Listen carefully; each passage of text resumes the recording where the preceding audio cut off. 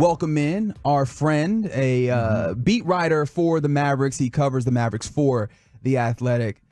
His name is Tim Cato. Cato, what's happening, man? What's up, Tim? So much. How are you guys? We're doing all right. We're doing all right. You're zooming with us. Pretty optimistic and a lot of good feelings, even though you just had a loss to the Warriors. First of all, like what? There's a lot of different places we can go here, and I want to start just from a more general place. Like, what was the biggest takeaway that you had from this Warriors game, and would you maybe classify it more as a negative takeaway or a positive takeaway? I think it was positive. They missed shots down the stretch, and this was the end of a very long road trip. I've seen enough. I've seen enough in the wins. In the win streak that was just snapped, but also what was it, 12-13, something around there. Just one loss in the midst of a bunch of wins. I've seen enough in these wins that I am extending this team a little bit of grace that they're going to have nights where shots don't fall. That's going to be a problem. That is one of this team's flaws, but this is a team that is headed towards 7-game playoff series. Within the midst of a 7-game series, there's going to be a game or two where the shots don't fall, and that's just a game that they're going to lose. This is not a team, I don't think, that's, going to go sweep anybody, even a first-round series. I don't anticipate that.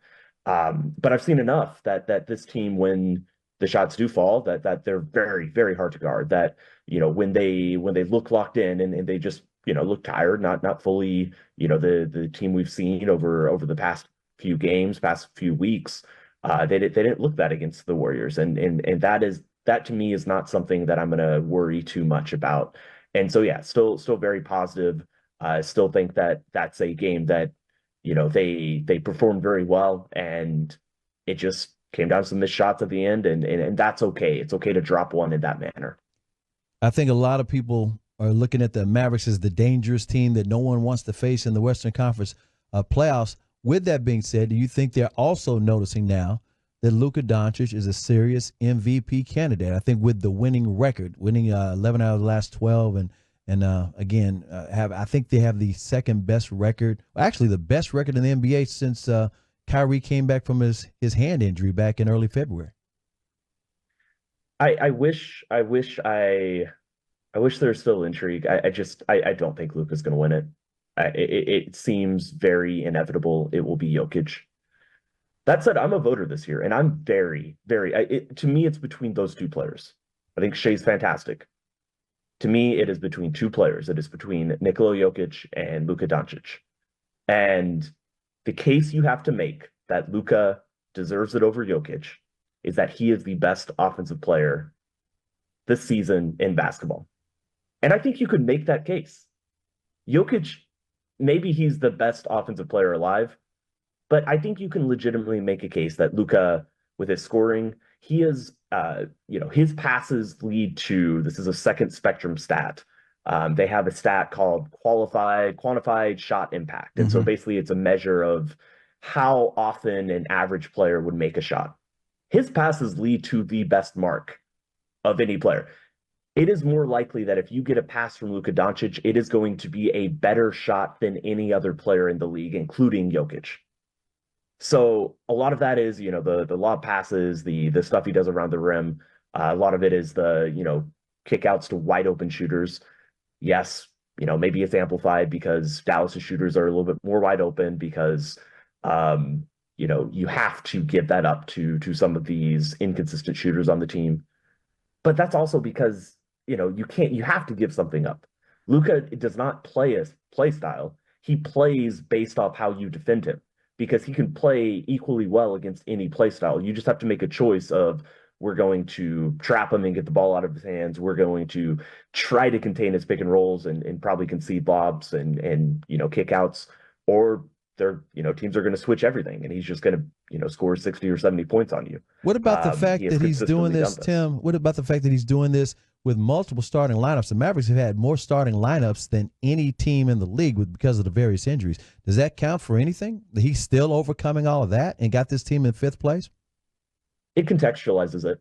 I think that it makes the offensive gap or sorry, the winning record gap a little less meaningful. But that's where you get to the point where you're saying, is he better as an offensive player than Jokic?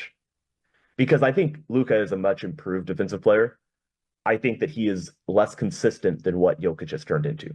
I think that I've still seen a few too many games, and maybe this is my localized bias of watching him every game, and maybe I'm dinging him for some really bad defensive games he has mixed in there with his overall improvement in this area, this overall, slightly above average development that he's shown on the defensive side. It's still inconsistent at times. But yeah, if you look at all these injuries and you say, this kind of washes away the fact that they don't have as many wins as Denver, then you're coming down to, is he a better offensive player than Jokic? It's a tough argument. It might be one, but yeah.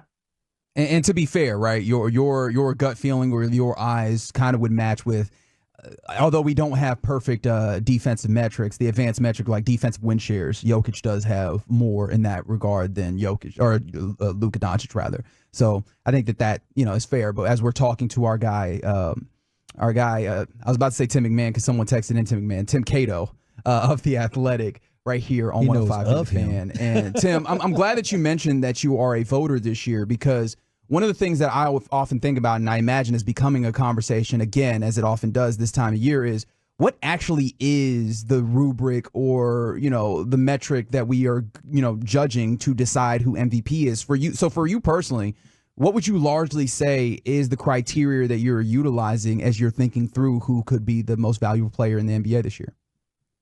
That's a great question, one I've been thinking about a lot. I'm a first-time voter. So you don't want to waste it. Really does.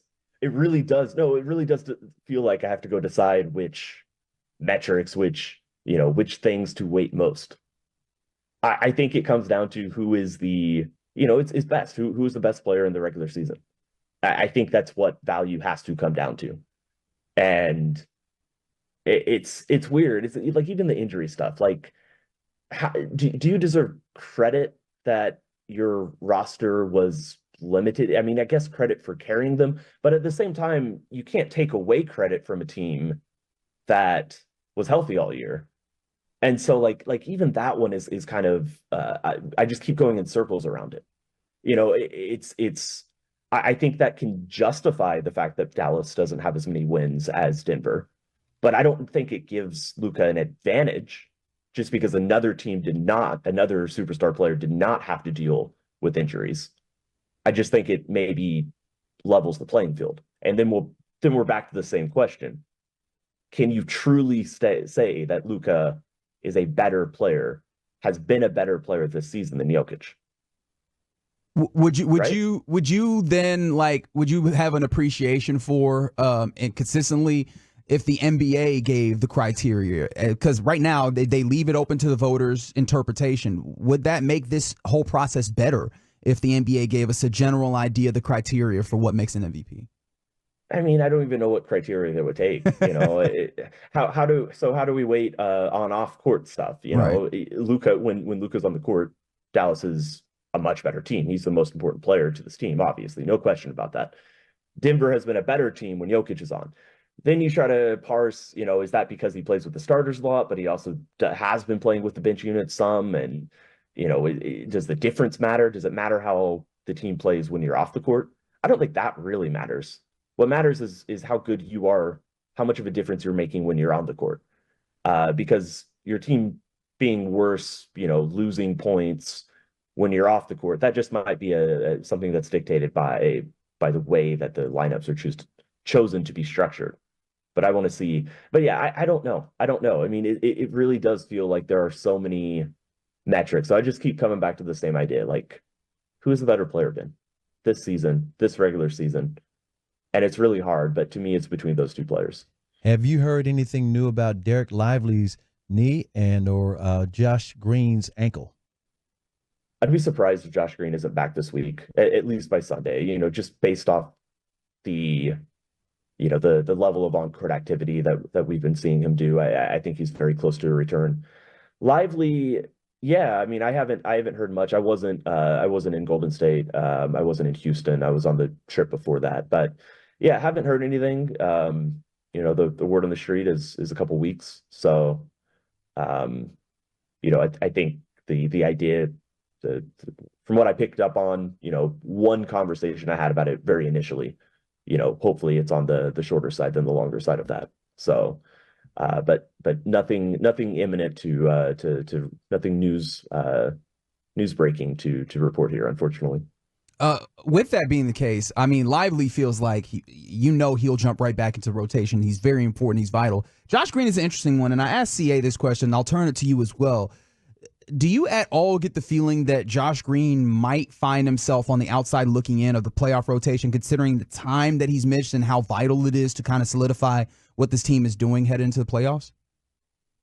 I don't think so. He's their third most reliable catch and shoot three-point shooter. He's behind Dante Exum, and Josh takes a few more than him, and he's behind Kyrie Irving. So I think right away there's value in having that. We've seen this team struggle to shoot a little bit. I would expect that if this team is healthy in game one, the first game of the playoffs, that they play all 10 players who have been playing in their rotation. I would expect that in game one, every one of those players gets minutes. And he's also their energy guy is too. A question. He's also their energy guy. Yeah, and pace too. He gets out and run. That's something that, when he's on the court, he gets them points by, the percentages on threes ticks up a little bit, on a team-wide basis, and he gets them those quick outlet passes and scoring in that way. And that way you can play, you have more justification to play someone like Derek Jones and PJ Washington, who are defensive first players, especially when, Jones or Washington are, misfiring from three. If you've got Josh on the court, you have a little bit more faith that you're going to get some, your offense is going to be elevated enough to make up the difference of what these defensive first players are potentially taking away from the whole math equation. I think you wrote a couple of days ago, a week ago, that the Mavericks' third scorer has turned out to be the center rotation. Could you elaborate on that? Because I thought that was pretty clever. Yeah, it's just an idea of, we've talked, I remember talking way early in the year, is Derek Lively the second, the third most important player on the team. And after the Gafford trade, that duo, once Jason Kidd finally committed to fully running with those guys, no maxi small ball for the most part, very limited stretches of maxi as the small ball five. The team committed to those two, and those two are averaging something like 24, 18, and 3 blocks per game. And, it's kind of unconventional to refer to a position as a third best player. But I think the reason you can refer to the position as that is because what the center position does, what these two players do at the center position for the Dallas Mavericks, is a function of Luka Doncic, and it's a function of Kyrie Irving. Mm-hmm. And so many of their points are coming based off what Luka creates for them, but Luka is able to create these things for them because they are very high level rim running elite athlete, lob dunkers, all this stuff. Lead the league in dunks right now. In fact, I think Gafford led the league in March with an 86% field goal percentage. Crazy. And that's the dunks. Pretty good. That's better than I shoot alone in a game. So Tim Cato of The Athletic. Real quick before we let you go, one thing. What are you most interested in these final 7 games for the Mavericks? What are you going to be trained on? Are you training your eyes on?